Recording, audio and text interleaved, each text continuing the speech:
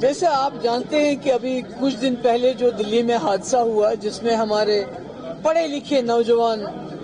Doctor ملوث تھے، اس حادثے نے مجھے جھنجھوڑ کے رکھ دیا ویسے تو ایک ماں کے.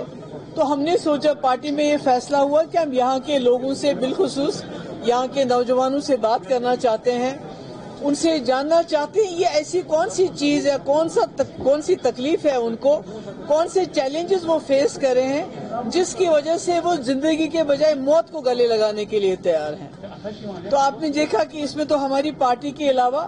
باقی نوجوان بھی آئے تھے، سب کو یہاں بات کرنے کا موقع ملا، کافیوں کو ملا، اور انہوں نے اپنی دل کی بات بتائی، کچھ سجیشنز بھی آئے. اور یہ آخری میٹنگ نہیں ہوگی ہماری،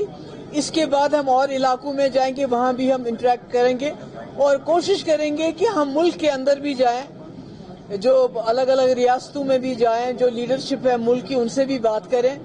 کیونکہ یہاں کافی لوگوں کے اپریہنشنز ہے کہ جو ہمارے لوگ یہاں سے باہر جاتے ہیں جموں کشمیر سے، ان کے ساتھ جو سلوک وہاں کیا جاتا ہے وہ ٹھیک نہیں ہے. تو ہم سمجھتے ہیں اس کے بارے میں، اور جو جموں کشمیر کی اصلی سمسیا ہے جس کی وجہ سے جموں کشمیر کے حالات بد سے بدتر ہوتے جا رہے ہیں، تو اس کا کوئی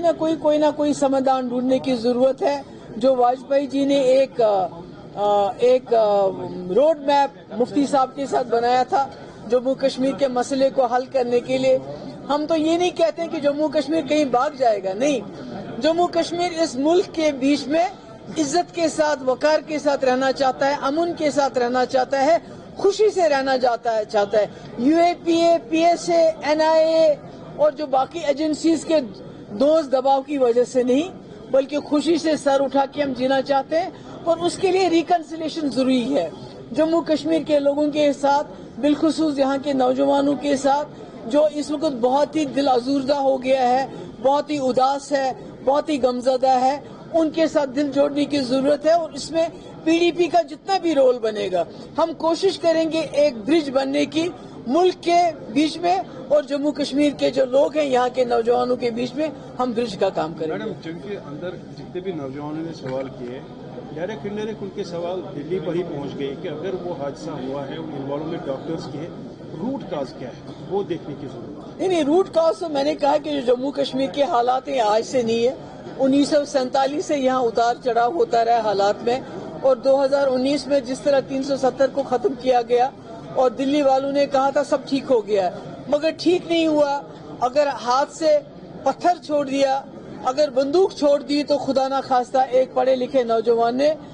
سوسائڈ بامبر بن گیا، تو یہ اچھی بات نہیں ہے. تو ہم اس چیز کو روکنا چاہتے ہیں. ہم چاہتے ہیں جموں کشمیر میں امن ہو، ہم چاہتے ہیں ملک میں امن ہو، مگر یہ امن تبھی لازمی ہے جب آپس میں بات چیت ہوگی، ریکنسیلیشن ہوگا، ڈائلاگ ہوگا، ہم ایک دوسرے کی مشکلات کو سمجھیں گے، اور جموں کشمیر کے نوجوانوں کے یہاں کے لوگوں کو ملک کے اندر دھتکاریں گے نہیں،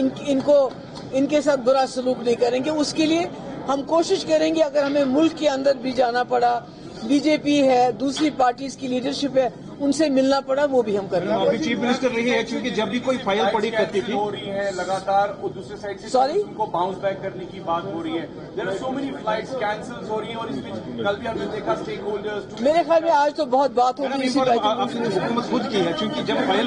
پھنستی تھی یا تو ہم سنتے تھے سیکرٹریٹ میں کسی مدد، آج یا تو سنتے ہیں چیف منسٹر کے پاس ہے یا گورنر کے پاس ہے، جس کی وجہ سے آج ایسپیرنٹس ایگزام سے محروم ہو گئے. نہیں، آئی مین ٹو سے کہ جو پالیسی جموں کشمیر کے حوالے سے وہ N S A, home minister اور prime minister are the main